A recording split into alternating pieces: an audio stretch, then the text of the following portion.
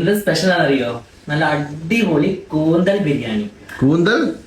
കുറച്ച് കൂന്തൽ കിട്ടിയപ്പോ ഇതുവരെ ഉണ്ടാക്കി നോക്കാത്തത് എന്തുണ്ടാക്കും ആലോചിച്ചപ്പോ കിട്ടിയ ഒരു ഐറ്റം ആണ് കേട്ടോ അത്. പക്ഷെ ഉണ്ടാക്കി കഴിച്ചു നോക്കിയപ്പോ ഇതുവരെ ഉണ്ടാക്കാത്തതിൽ എനിക്ക് ശരിക്കും റിഗ്രറ്റ് ആയിട്ടോ. ആദ്യം തന്നെ മുളകും പൊടിയും മഞ്ഞപ്പൊടിയും ഉപ്പും കുറച്ച് ജിഞ്ചർ ഗാർലിക് പേസ്റ്റും ഇട്ടിട്ട് ഒന്നൊരു സിമ്പിൾ മാരിനേഷൻ റെഡിയാക്കാം. ഇനി ഇതിനെ ഒന്ന് ചെറുതായിട്ടൊന്ന് ഫ്രൈ ചെയ്തെടുക്കണേ. ഇതുപോലെ ആയാൽ തന്നെ നമുക്ക് ഓയിലിൽ നിന്ന് എടുത്ത് മാറ്റാവുന്നതാണ് കേട്ടോ.